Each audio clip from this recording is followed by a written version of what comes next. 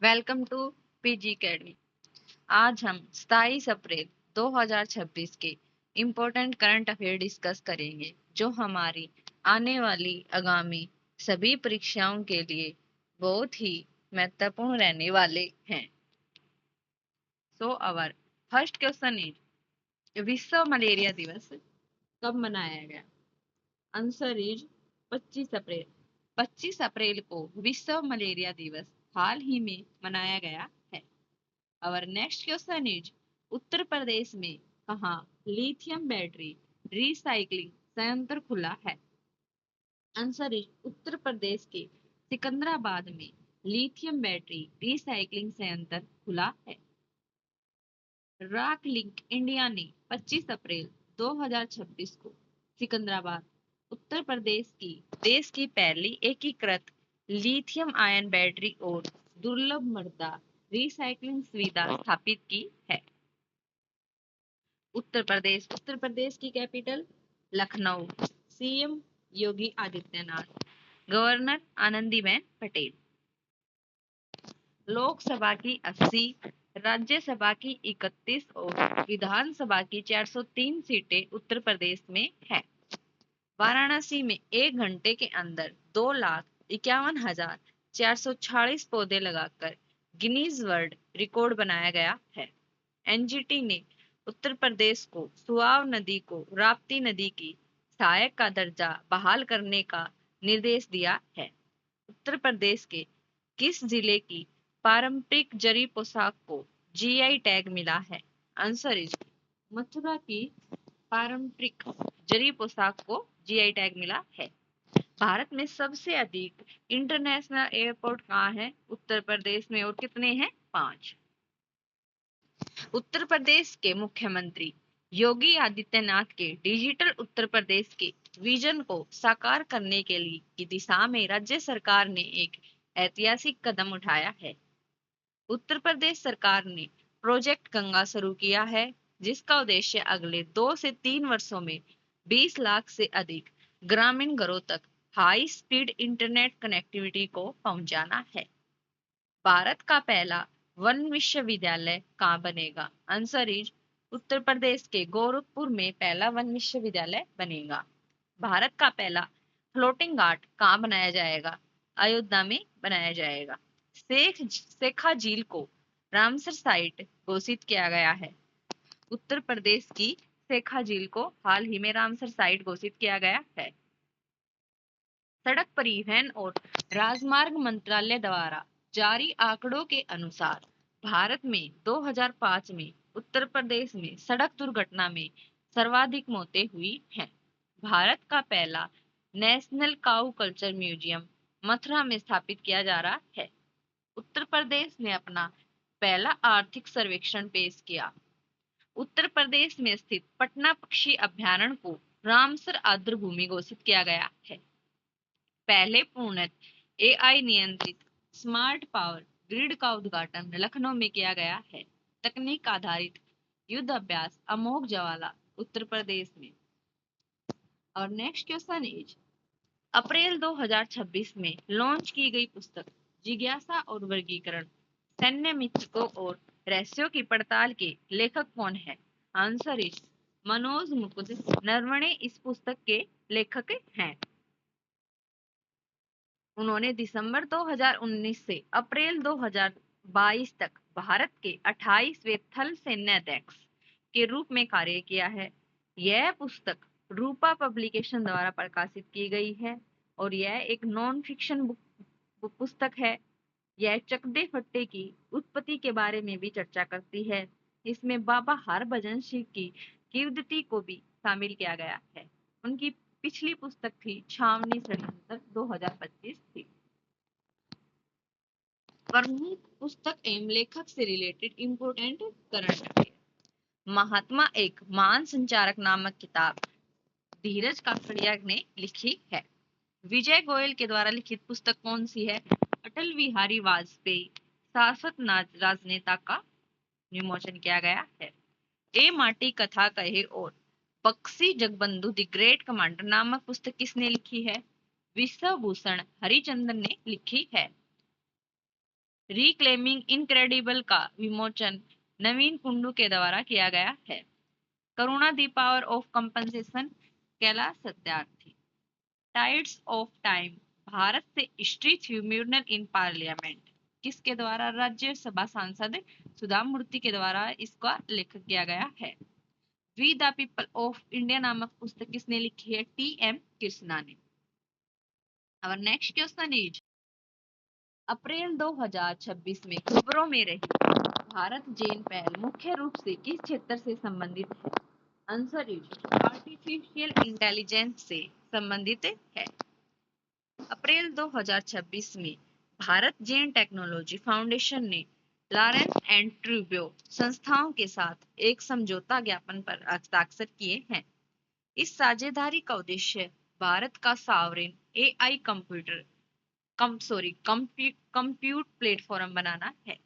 यह एआई बुनियादी ढांचे, कंप्यूटिंग सिस्टम और भाषा मॉडल विकसित करने पर केंद्रित है।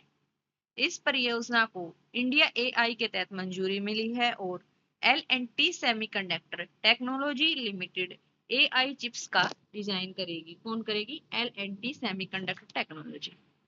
सॉवरेन एआई का अर्थ है घरेलू एआई क्षमता और बुनियादी ढांचों का निर्माण करना। और नेक्स्ट क्वेश्चन इज अप्रैल 2026 में लॉन्च किया गया वीएम फार्म्स किस देशभक्ति गीत के 150 वर्ष पूरे होने के उपलक्ष्य में पेश किया गया है? आंसर इज वंदे मातरम के 150 वर्ष पूरे होने के उपलक्ष्य में वीएम फ्रेम्स लॉन्च किया गया है। अप्रैल में ही लॉन्च किया गया है। अप्रैल 2026 में संस्कृति मंत्रालय ने एक राष्ट्रीय फिल्म निर्माण प्रतियोगिता वीएम फिल्म्स लॉन्च की। इसे वंदे मातरम के उपलक्ष्य में शुरू किया गया, जो 150 वर्ष पूरे होने पर शुरू किया गया है। यह गीत बंकिम चंद्र चट्टोपाध्याय द्वारा 1875 में लिखा गया था। यह पहल भारत की विरासत का जश्न मनाने में युवाओं की भागीदारी को प्रोत्साहित करता है। वंदे मातरम पहली बार उपन्यास आनंद मठ में प्रकाशित हुआ था। इसे भारत के राष्ट्रगीत के रूप में अपनाया गया था। जन मन गण भारत का राष्ट्रीय गान है और वंदे मातरम भारत का राष्ट्रीय गीत है। और नेक्स्ट क्वेश्चन इज किसे नोएडा इंटरनेशनल एयरपोर्ट का अंतरिम सीईओ नियुक्त किया गया है? आंसर इज श्रीकांत वेलमकन्नी को नोएडा इंटरनेशनल एयरपोर्ट का सीईओ हाल ही में नियुक्त किया गया। और नेक्स्ट क्वेश्चन इज किसे नेस्कॉम का अध्यक्ष नियुक्त किया गया है? आंसर इज श्रीकांत वेलमकन्नी को नेस्कॉम का अध्यक्ष हाल ही में नियुक्त किया गया है। अप्रैल 2026 में श्रीकांत वेलमकन्नी को नेस्कॉम का हाल ही में नया अध्यक्ष नियुक्त किया गया है। इनका कार्यकाल 2026 से 2027 के लिए है। उन्होंने सिंधु गंगाधरन का स्थान लिया है। नेस्कॉम भारत की आईटी और बिजनेस प्रोसेस मैनेजमेंट क्षेत्र का प्रतिनिधित्व करता है। नेस्कॉम का अर्थ है national association of software and service companies. प्रमुख नियुक्तियां श्री प्रवीण एम खुनूजा को इंजीनियर्स इंडिया लिमिटेड के अध्यक्ष और प्रबंध निदेशक। स्लाइस स्माइल फाइनेंस बैंक ने राजन बजाज को एमडी और सीईओ नियुक्त किया है। नीति आयोग की मुख्य कार्यकारी अधिकारी का अतिरिक्त प्रभार निधि छिब्बर को मिला है। दीपक गुप्ता गेल इंडिया लिमिटेड के मुख्य प्रबंध नियुक्त किए गए हैं। गुजरात की गिफ्ट सिटी के नए चेयरमैन उदय कोटक बने हैं। R Vijay Anand City Union Bank के सीईओ नियुक्त हुए हैं। रोहित ऋषि ने आईआईएफसीएल के प्रबंध निदेशक का पदभार संभाला है। Power grid operation of India limited के सीएमडी कौन है? रामा मोहन। अरब लीग का महासचिव कौन है? नबील फहमी। निवेदिता दुबे विमानपत्तन प्राधिकरण बोर्ड की पहली महिला अध्यक्ष बनी है। इंद्रपाल सिंह वालिया ने ईस्टर्न एयर कमांड की कमान संभाली है। राष्ट्रीय पिछड़ा वर्ग आयोग की नई अध्यक्ष कौन बनी है? साध्वी निरंजन ज्योति। नवगठित राष्ट्रीय दंत चिकित्सा आयोग के पहले अध्यक्ष के रूप में किसे नियुक्त किया गया है? डॉक्टर संजय तिवारी को नियुक्त किया गया है। नागरिक उड्डयन महानिदेशालय का महानिदेशक कौन बने हैं? वीर विक्रम यादव। सूचना और प्रसारण मंत्रालय के सचिव कौन बने हैं? चंचल कुमार। सेल का अध्यक्ष और प्रबंध निदेशक कौन है? कृष्ण कुमार सिंह। भारतीय वाणिज्य एवं उद्योग महासंघ के नए महासचिव कौन है? अनंत स्वरूप। और नेक्स्ट क्वेश्चन इज, सरकार ने जनगणना 2027 के लिए कौन सा टोल फ्री नंबर जारी किया है? आंसर 1855। सरकार ने यह टोल फ्री नंबर जनगणना के लिए, जो डिजिटल की जा रही है उस जनगणना के लिए यह टोल फ्री नंबर जारी किया है। जनगणना से रिलेटेड इंपोर्टेंट करंट अफेयर कुछ इस प्रकार है। अप्रैल 2026 में भारत में दुनिया की सबसे बड़ी और पहली पूर्ण डिजिटल जनगणना शुरू की गई है और भारत डिजिटल जनगणना करने वाला पहला देश है। यह 16वीं राष्ट्रीय जनगणना है जिसमें पारंपरिक कागजी तरीकों की जगह मोबाइल ऐप्स और सेल्फ एन्यूमरेशन पोर्टल के माध्यम से डिजिटल डेटा एकत्रित किया जा रहा है। प्रक्रिया यह 2 चरणों में आयोजित की जा रही है। पहला चरण कब होगा? 1 अप्रैल 2026 से शुरू होकर सितंबर 2026 तक, जिसमें हाउस लिस्टिंग, मकानों की सूची और आवास जनगणना की जाएगी। और इसका दूसरा चरण कब होगा? फरवरी 2027 में शुरू होगा, जिसमें जनसंख्या और सामाजिक आर्थिक विवरण एकत्रित किए जाएंगे। विशेषता, नागरिकों को अपनी जानकारी स्वयं भरने का विकल्प दिया गया है। इसके उद्देश्य क्या है? यह डिजिटल क्रांति के जरिए 140 करोड़ से अधिक लोगों का डेटा एकत्रित करता है। इसके शुभंकर कौन है? प्रगति एवं विकास। प्रगति महिला और विकास पुरुष है।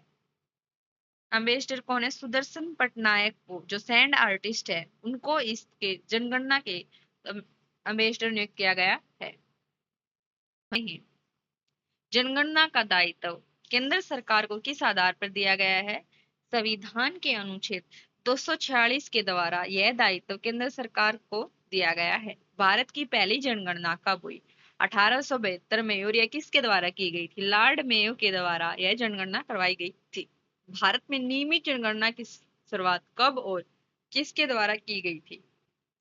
1881 में लॉर्ड रिपन के द्वारा यह जनगणना नियमित रूप से की गई थी। जनगणना कितने वर्षों के बाद होती है? हर 10 वर्ष के बाद जनगणना होती है। विश्व जनसंख्या दिवस कब मनाया जाता है? 11 जुलाई को विश्व जनसंख्या दिवस मनाया जाता है। किस साल का जनगणना का महाविभजक साल कहा जाता है? 1921 को कहा जाता है। 2011 के जनगणना के अनुसार भारत की जनसंख्या कितनी थी? 121 करोड़ 5,69,573 व्यक्ति हैं। 2011 की जनगणना के अनुसार कुल इतनी जनसंख्या है।